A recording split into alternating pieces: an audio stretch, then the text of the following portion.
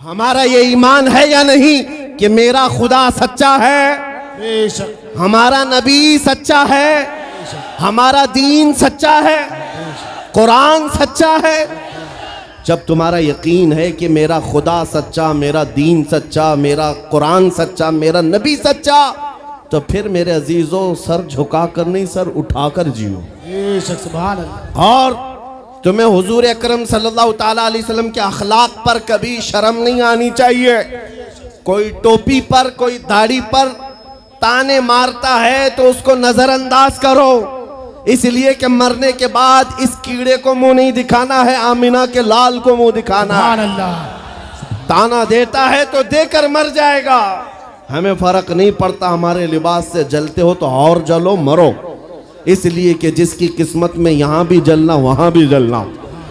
और अल्हम्दुलिल्लाह सुन्नियों की किस्मत में यहाँ भी खुशियाँ हैं, वहाँ भी खुशियाँ।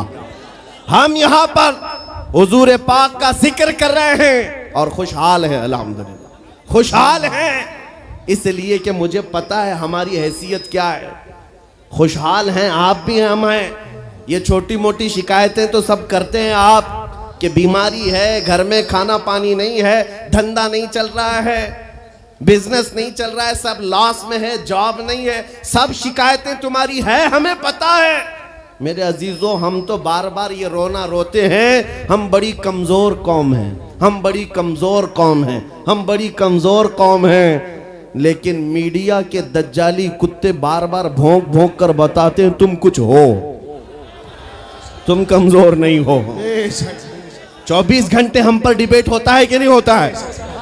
कुल मिलाकर हम पर ही डिबेट। अरे मियाँ, यहाँ तो इलेक्शन भी कैंपेनिंग के लिए हम ही हम हैं, हमारे मुद्दे को लेकर के ही सबको लड़ाना है, सबके दरमियान। मैं आपसे ये कहता हूँ, ये बातें यूं ही नहीं, वो बार बार तुम्हें भौंक कर बता रहे हैं तुम कुछ हो, लेकिन तुम कहते हो नहीं मैं कुछ नहीं हूं, हम कमजोर हैं। वो कहते हैं नहीं कमजोर नहीं, तुम कुछ हो। एक तरफ तो कहते हैं कुछ नहीं है, सब बिखरे हुए लोग हैं, पंचर पुत्र भी कहते हैं, लेकिन फिर हम उनसे कहते हैं मियाँ पंचर पुत्र है तो 24 घंटे डिबेट हम पर क्यों करते हो? डर किस बात का है? किस बात का डर है?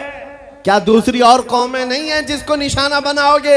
अरे 70 कौमें मौजूद हैं, लेकिन हमें पता है तुम्हारी आंखों में अगर कोई चुभता है तो गुलाम मुस्तफ़ा ही है, इसलिए कि उन्हें भी तारीख पता है। ये अगर निकल पड़े हैं सहरा से बगैर चप्पल के, पैबंद लगे कपड़ों से, तो कैसर और किसरा को भी धूल चटा सकते हैं। वह दुनिया की सुपर पावर ताकतों को घुटने टेकने पर मजबूर करने वाली कौम, वो उमर बिन खत्ताब के शागिर्द थे, सहाबाए कराम थे। दुनिया को तारीख पता है कि ये जिस दिन पढ़ने लग गए खालिद बिन वलीद को, जिस दिन ये पढ़ने लग गए सलाहुद्दीन अय्यूबी को, जिस दिन इनको कोई कहने लग गया कि तुम्हारा कोई शिहाबुद्दीन गौरी भी था, तुम्हारा कोई औरंगजेब भी था, तो फिर ये मुर्दा और मुरझाई हुई कौम दोबारा उठने लग गई तो अच्छे अच्छों की नींद हराम हो सकती है।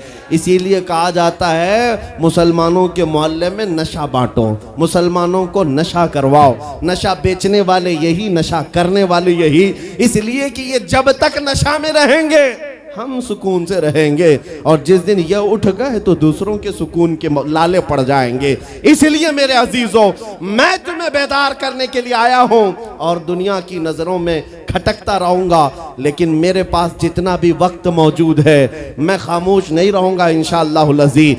कल को भी अगर मेरी फांसी हो जाए मुझे इस बात की परवाह नहीं है, दुनिया से जाएंगे। हमारे एक के मर जाने के बाद उन कुत्तों से कहता हूं कि इसको ये मत समझ लेना कि इस्लाम खत्म हो जाएगा, मुझ जैसे 1000 कट भी जाएं तब भी हम नारा यही लगाएंगे, इस्लाम जिंदा होता है हर करबला के बाद। नारे तकबीर, नारे रिसालत, शहंशाह खिताबत, शेरे हिंदुस्तान सलमान मुफ्ती सलमान हजारी साहब किबला। सुभान अल्लाह, सुभान अल्लाह। मेरे अजीजों, बात आज ईमान की है।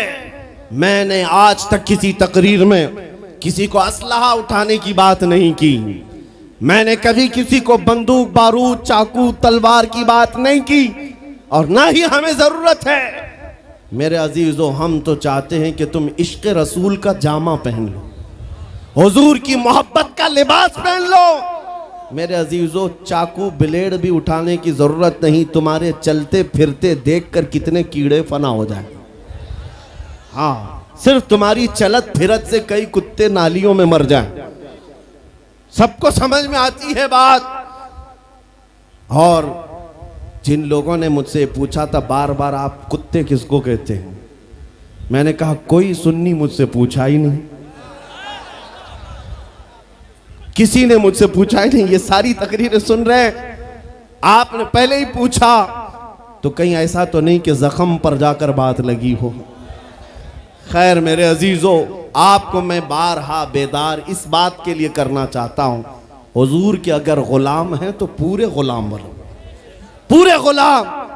आज के दिन अगर एक नौजवान भी ये अहद कर लिया कि मैंने अपनी मर्जी से बहुत जिंदगी गुजारी है, अपनी लाइफ में बहुत इंजॉय किया है, लेकिन आज के दिन से ये तय करूंगा कि जीऊंगा तो मेरे नबी की मर्जी से जीऊंगा, जिसने भी तय कर लिया, मैं समझता हूं कि ये जलसा वसूल हो गया, हुजूर के कदमों में पहुंच गया। मैं बताओ ए नौजवानों, बचा क्या है हमारी जिंदगी में और क्या बाकी है? क्या चाहिए तुम्हें? पूरी दुनिया तुम नाक रगड़ रगड़ कर हासिल कर भी लिए तो एक दिन तो मौत आनी है, एक दिन तो दुनिया से जाना है, सारी दौलत छोड़कर जाओगे, इस बात पर सबका यकीन है। तुमने खुद अपने हाथों से कितने मुर्दे दफनाए, तुमने कितने लोगों की कब्रों को खुद अपने हाथों से बंद किया। आज जो ये आंखें खुली हैं अचानक बंद कर दी जाएंगी, ये धड़कनें रुक जाएंगी, तुम हाथ पैर भी नहीं उठा सकते, और ये पूरे लोग उठाकर तुम्हें इतनी छोटी कब्र में डाल कर आते हैं जहां करवट लेने की भी जगह नहीं, सांस और हवा के लिए कोई रोशनदान नहीं, खिड़की नहीं। इतने घने अंधेरे के अंदर तुम तन्हा होते हो। उस कब्र के मुतालिक सोचो, वहां मुनकर नकीर जिसके बारे में पूछ रहे होंगे वो ताजदार मदीना की जात होगी। हुजूर के बारे में तुमसे पूछा जा रहा है कि तुम उनके बारे में क्या कहते थे। इसलिए सुन्नियों, आज ही हम तैयारी क्यों ना कर लें कि कल को कब्र में हमसे फरिश्ते पूछें इनके बारे में क्या कहते थे, तो वहां पुकार कर नकीरा इनसे कहना, तुम पूछ रहे हो इनके बारे में क्या कहते थे, अरे मर के पहुंचा हूं यहां इस दिलरुबा के वास्ते। सुभान अल्लाह, सुभान अल्लाह। मर के पहुंचा हूं यहां इस दिलरुबा के वास्ते। है शबे गौर भी उसी गुल से मुलाकात की रात। अजीजा ने गिरामी वकार, आज ले उनकी पनाह, आज मदद मांग उनसे, कल न मानेंगे कयामत में अगर मान गया। सिर्फ मैं तुम्हारे उन अखलाक की बात कर रहा हूं, बड़े दर्द दिल से कह रहा हूं। आ जाओ वापस उस नुक्ते पर जहां मेरे नबी ने हमें छोड़ा था, आ जाओ उस रास्ते पर जिस पर चलने वालों पर अल्लाह ने इनाम नाजिल किया है। आपको पता है वो सहाबा कराम, ताबईन और औलिया कामिलीन का रास्ता था कि जिनके बारे में इकबाल ने कहा, दी अजाने कभी यूरोप के कलीसाओं में तो कभी अफ्रीका के तपते हुए सहराओं में। दश्त तो दश्त है दरिया भी न छोड़े हमने, बहरे जुल्मात में दौड़ा दिए घोड़े हमने। आ गया ऐन लड़ाई में गर वक्त नमाज, किबला रूहों के जमीन बोस हुई कौमे हिजाज। एक ही सब में खड़े हो गए महमूद अयाज, न कोई बंदा रहा न कोई बंदा नवाज। यह हमारी तारीख थी, यह हमारी तारीख थी। मोहम्मद अरबी सल्लल्लाहु ताला अलैहि वसल्लम के गुलामों की तारीख थी। वो जिस जगह जाते थे परचम इस्लाम लहराते थे, जहां चल पड़े हवाओं का रुख मोड़ दिया, आंधियों को तोड़ दिया, समंदरों में रास्ता बना लिया। अरे दरिया दजला में घोड़े दौड़ा दिए। ये नबी पाक के गुलाम थे, दुनिया उनसे खौफजदा थी। क्या था उनका नारा? उनका नारा ये था, टल न सकते थे जंग में अगर अड़ जाते थे, पांव शेरों के मैदान से उखड़ जाते थे। अरे हक से सरकश हुआ कोई तो बिगड़ जाते थे। तेग क्या चीज है, हम तोप से भी लड़ जाते थे। नारे तकबीर, नारे रिसालत, देखो देखो कौन आया। देखो देखो कौन आया। तवज्जो की बात है, हम उस कौम के वारिसीन में से हैं, दुनिया जिनकी तारीख जानती है। आपको पता है अंग्रेज तारीख दान है, अंग्रेज है, उसका कोई ताल्लुक मेरे दीन से नहीं, लेकिन तारीख लिखने में उसने ये बात लिखी कि मैंने ऐसा जर्नेल देखा ही नहीं जैसा सलाहुद्दीन था, इसलिए कि उसके जज्बे जैसा मैंने एक भी जर्नल देखा नहीं। एक बार का वाकया लिखा है कि 12,000 की फौज थी सलाहुद्दीन के साथ, 12,000 की फौज थी सलाहुद्दीन अय्यूबी के साथ, और जिस वक्त वो मैदान में उतरा मुकाबिल में सलीबियों की तादाद 4 लाख की थी, 4 लाख की थी। 4 लाख की तादाद देखकर ना वो घबराया ना भागा, पलट कर अपनी फौज से पूछा क्या मशवरा है तुम्हारा, मुकाबिल में उतरे या नहीं उतरे। सलाहुद्दीन के लश्करी और उसके नौजवान सिपाही आम लोग नहीं थे, जज्बा जवान था। अर्ज किया है सलाहुद्दीन हमारे सिपह सालार, रसूलुल्लाह के सहाबा तादाद देखकर उतरते थे तो हम भी तादाद देख के उतरेंगे, अगर नबी के सहाबा तादाद नहीं देखते थे तो हम भी इस तादाद का कोई परवाह नहीं करेंगे।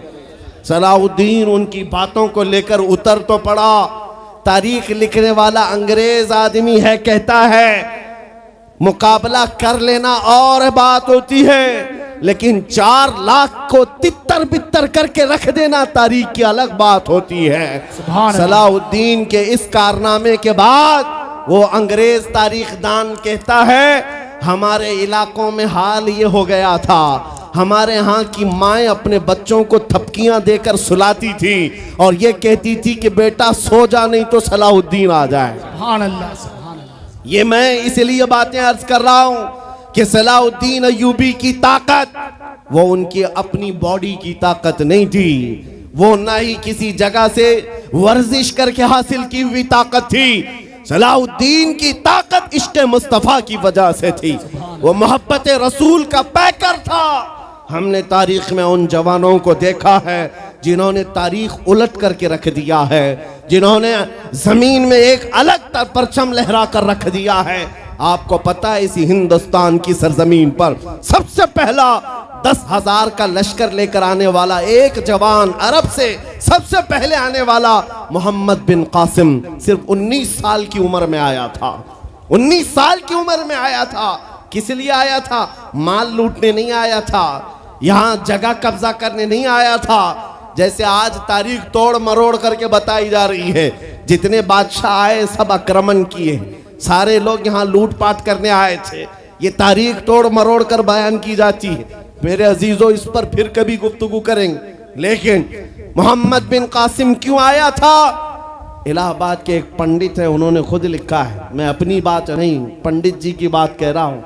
उस वक्त हालात ऐसे हो गए थे कि चंद औरतें, मुसलमान औरतें जो श्रीलंका की सरजमीन से हज के लिए जा रही थी, उस वक्त राजा दाबिर सिंह उसके कुछ गुंडों ने इन औरतों को पकड़ लिया, उनकी इज्जत लूटी, उनका माल लूटा, उनको कैदी बनाया। उन औरतों ने उस वक्त पुकार कर कहा था कि कोई है जो हमारी इज्जत बचाएगा। कोई तिजारत करने वाला बाहर से आया हुआ ताजिर बात सुन करके अरब गया, अरब में जाकर गवर्नर जो था उसके सामने वाकया बयान कर रहा था। 19 साल का जवान मोहम्मद बिन कासिम वहां से गुजर रहा था, उसने इतना वाकया सुना कि हिंद की सरजमीन पर कुछ हमारी बहनों की इज्जत लूटी जा रही है। वहीं खड़े होकर उसने कहा लब्बैक या उख्ती, ऐ मेरी बहन मैं तेरी इज्जत की हिफाजत के लिए आ रहा हूं।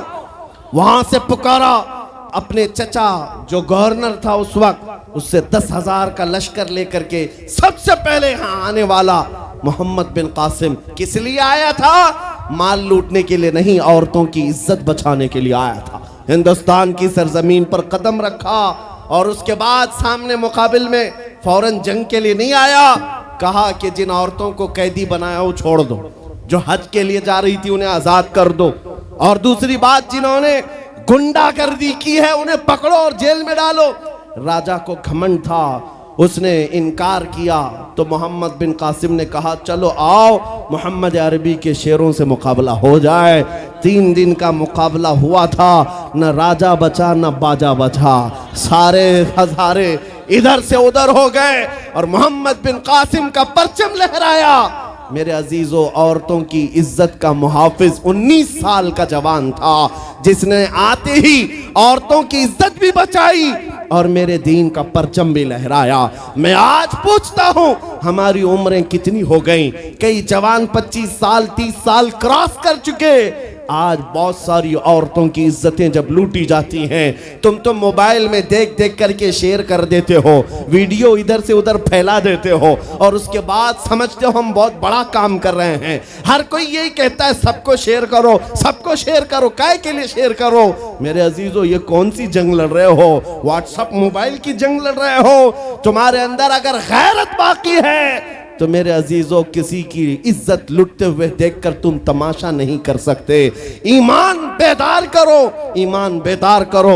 ये आज हालात क्यों आए? इमाम गजाली की एक बात मैं सुनाता हूं। बहुत सालों पहले उस इमाम ने कहा था, 1000 साल पहले तकरीबन, उस इमाम ने कहा था जब इस उम्मत के सामने उनके रसूल की तौहीन हो रही हो और उम्मत खामोश बैठी रहे तो चंद दिन इंतजार करें, इनकी माँ और बहनों को बाजार में लाकर नीलाम किया जाएगा, इनकी माँ और बहनों की इज्जत लूटी जाएगी और ये कुछ ना कर सकेंगे, इनके बच्चों को मारा जाएगा और ये कुछ ना कर सकेंगे। मैं आज महसूस कर रहा हूँ हुजूर की गुस्ताखी पर और तौहीन पर खामोश रहने का नतीजा ये है कि अब हमारे घर भी सलामत नहीं रहेंगे। लोग आज चीख रहे हैं, मस्जिदें वीरान हो गई, मस्जिदें टूट रही हैं, खानकाहें टूट रही हैं, न जाने कितने मज़ारात बिल्डोजर से ख़त्म किए जा रहे हैं। ये तमाम बातें अपनी जगह पर। मैं आपसे पूछता हूँ, जाने ईमान रसूलुल्लाह की इज्जत बाकी नहीं रही तो फिर कुछ भी बाकी नहीं रहा। वो जो न हो तो कुछ न हो, वो जो न थे तो कुछ न था। जान है वो जहान की और जान है तो जहान है। आपसे मैं यही कहना चाहता हूं, सीरियस हो जाओ, हसास हो जाओ। हंसी मजाक गलछड़े ये लतीफे लोगों के दरमियान अय्याशियां खत्म कर डालो। आज हर एक के घर से धुआं उठ रहा है और लोग अभी खुशियां और तमाशा देखने में मसरूफ हैं। आज पूरी दुनिया में जो तमाशा है आप नहीं अंदाजा कर सकते। फिलिस्तीन के बच्चों के साथ खून की होली खेली जाती है। हमने इराक में देखा है चंद साल पहले जहां मैदान में खेला करते थे लोग, आज वो मैदान कब्रों से भर चुका है, कब्रों से भर चुका है। इतनी मौतें होती हैं कि जनाजा उठाने के लिए लोग नहीं होते, जनाजा उठाने के लिए लोग नहीं होते। ये तमाम हालात क्यों पैदा हुए? मुल्क शाम के हालात इतने सख्त तरीन हो गए हैं कि तकरीबन 50 लाख के करीब बेघर हो चुके लोग, जिनका घर नहीं, सब टूट चुका। ये हालात देखकर मैं आपसे कहता हूं, बेदार हो जाओ और अमल की तरफ आ जाओ। क्या अब भी तुम्हें अजानें नहीं उठाती? नमाजों के लिए दौड़ते नहीं? अल्लाह का कहर जब आता है, पकड़ आती है, तो फिर कोई तुम्हें नहीं बचा सकता, कोई नहीं बचा सकता। मैं वार्निंग भी दे रहा हूं और आपको बता भी रहा हूं कि नबी करीम सल्लल्लाहु ताला अलैहि वसल्लम का दरवाजा अभी खुला हुआ है, खुला हुआ है। और वो ऐसा नबी है, ऐसा नबी है जिसके दरबार से वाबस्ता होने में कभी आपको शर्म नहीं आएगी इंशाअल्लाह, और कभी आप अपने आप को बेआबरू नहीं समझेंगे, कभी नहीं। मैं अपनी प्रैक्टिकल लाइफ बता रहा हूं। हुजूर की मोहब्बत में, वो वफा में जो मजे हैं वो दुनिया में कहीं नहीं, कहीं नहीं है। जब बेचैन दिल होता है तब भी हम, मेरे अजीजों, गाने सुनकर के अपनी बेचैनी दूर नहीं करते। हम पिकनिक पॉइंट पे जाकर अपनी बेचैनी दूर नहीं करते। जब ज्यादा बेकरारी हो तो यही कहते, उनके निसार कोई कैसे ही रंज में हो, जब याद आ गए हैं सब गम भुला दिए हैं, उनकी महक ने दिल के गुंचे खिला दिए हैं, जिस राह चल दिए हैं कूचे बसा दिए हैं। हुजूर को याद कर लेते हैं, बेचैनी दूर होती है, बेकरारी दूर होती है। आपको मैं ये बात कहना चाहता हूँ, हुजूर की वफा में जो इज्जत है वो कहीं नहीं है, हुजूर की गुलामी में जो इज्जत है वो कहीं नहीं। आज आपके दरमियान मैं यहाँ आया हूँ, फतेहपुर सिकरी पहली मर्तबा, लेकिन तुम्हारा जोश और जज्बा मेरे अजीज़ों, रात के 12 बजे के बाद मुझ जैसे एक अदना तालिब इल्म के इस्तकबाल के लिए अगर इतना मजमा खड़ा है, जो खड़ा है, जिसको जगह नहीं वो भी, जिसको जगह है वो भी, क्यों कोई बड़े पार्टी का नेता आया है क्या, किसी गवर्नमेंट का ओहदेदार आया है? नहीं, सबको यहां पता है कोई नेता नहीं आया, हुजूर का एक गुलाम आया। हमारी आज जो इज्जत है वो सिर्फ इसीलिए है, जब तक बिके न थे तो कोई पूछता न था। या रसूल अल्लाह, तुमने खरीद कर हमें अनमोल कर दिया। जब तक के मदीने से इशारे नहीं होते, रोशन मेरी किस्मत के सितारे नहीं होते।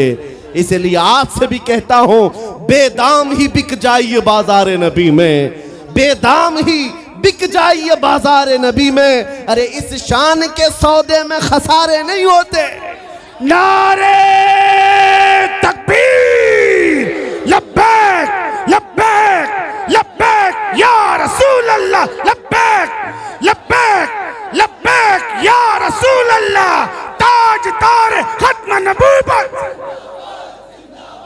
ताजदार खत्म नबूवत। मैं अपनी गुफ्तगू को समेटते हुए बात अर्ज करता हूं, तुम्हारे यकीन को बढ़ाने के लिए कहता हूं, आज भी तुम्हें पता होना चाहिए, हमारे दर्द को कोई समझने वाला है तो आमिना का लाल है, वो मकीने गुंबद खजरा है, जो बेकसों का कस, जो बेसहारों का सहारा। उस रसूल पाक की आदत ही ये है, आता है फकीरों पे उन्हें प्यार कुछ ऐसा, खुद भीख दें और खुद कहें मंगते का भला हो। आपको मैं ये बात बार बार इसलिए कह रहा हूं कि तुम ये मांगना छोड़ दो, लोगों के हाँ हाथ फैलाना छोड़ दो, उनकी नौकरी चाकरी करना छोड़ दो। मेरे मुर्शिद ताजु शरिया फरमाया करते, बुल हवस सुन सीमो जर की बंदगी अच्छी नहीं, बुल हवस सुन सीमो जर की बंदगी अच्छी नहीं, उनके दर की भीख अच्छी, सरवरी अच्छी नहीं। दुनिया में कहीं इज्जत नहीं पाओगे जो मेरे नबी की गुलामी में पाओगे। इसलिए कि हमने हुजूर से वाबस्ता होने वालों को देखा है, वो बिलाल हबशी हबशा के रहने वाले थे, अगरचे रंग काला था, लेकिन जब मेरे आका की गुलामी में आए तो मेरे आका ने उन्हें काबे की छत पर चढ़ा दिया, और काबे की छत पर से अजान देकर बिलाल ने ये लोगों को बता दिया, ऐ लोगों मुझे देखो, रंग से इज्जत नहीं, मुस्तफा के कदमों से इज्जत है।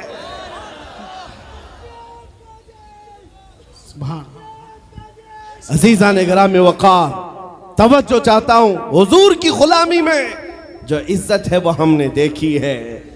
जो लोग सहाबाए कराम,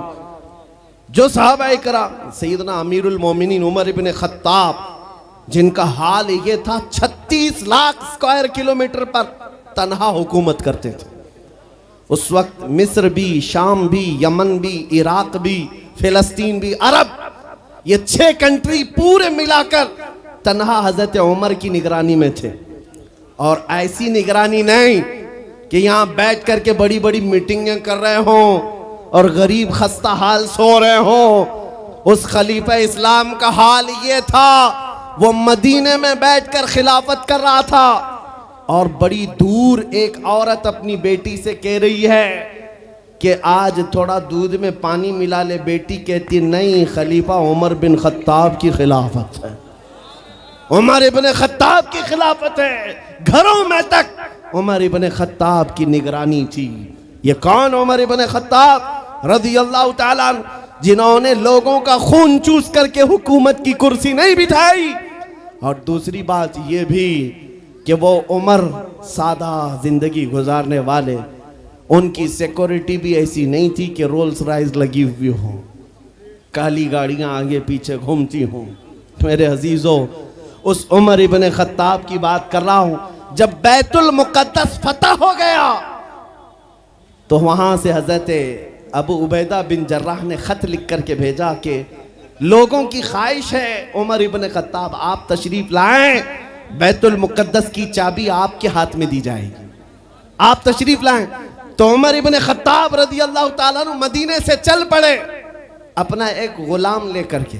लेकिन गुलाम और खुद होने के बाद एक ही घोड़ा था। तय ये कर लिया गुलाम के साथ कि 1 मील मैं बैठूंगा तू चलेगा और दूसरे मील तू बैठेगा मैं चलूंगा। ये शान उमर इब्न खत्ताब रज़ी अल्लाह ताला अन्हु की। मैं क्यों कह रहा हूं अभी बताता हूं। और इस तरह से सफर कटता रहा। 1 मील खुद बैठते, 1 मील गुलाम बैठता था, क्योंकि उनके अदल के सामने किसी की नहीं चलती। फिर जब इत्तेफाक ऐसा है बैतुल मुक़द्दस करीब आया, लोग सब देखने के लिए बाहर आए, लेकिन घोड़े पर बैठने की बारी गुलाम की थी और आपकी चलने की थी। बारी बारी है, गुलाम बैठा हुआ आ रहा है और खलीफा वक्त रस्सी पकड़ा हुआ आ रहा है।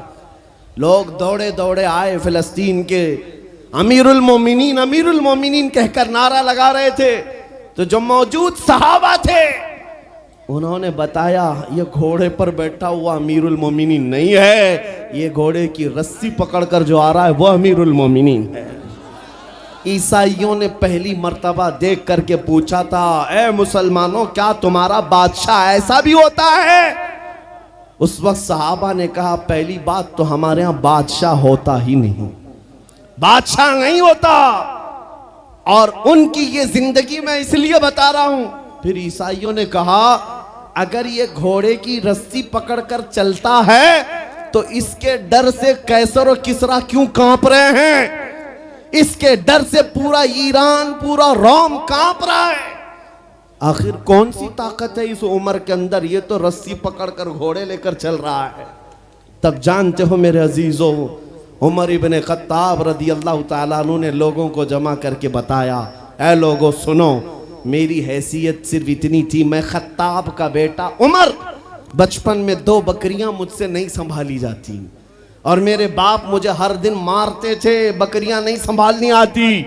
लेकिन आज गौर से देखो, आंख खोलकर, वही खत्ताब का बेटा उमर है। 36 लाख स्क्वायर किलोमीटर पर तन्हा हुकूमत करता है। इसलिए नहीं कि खत्ताब का बेटा उमर है, इसलिए कि मोहम्मद अरबी का गुलाम उमर है। नारे तकबीर, नारे रिसालत, मरहबा या मुस्तफा, मरहबा या मुस्तफा।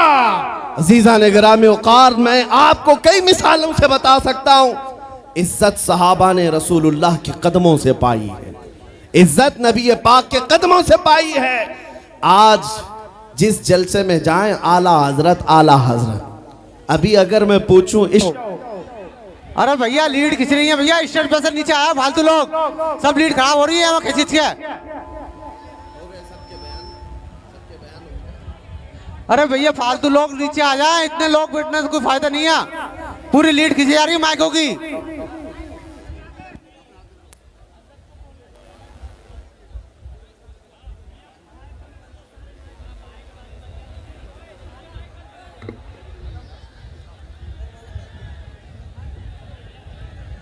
मिंबर नूर पर जलवाबार उलमाए ज़वील एहतराम, मशाइख, सादात, हाज़रीन अहले सुन्नत व जमात, अस्सलामु अलैकुम व रहमतुल्लाहि व बरकातुहू।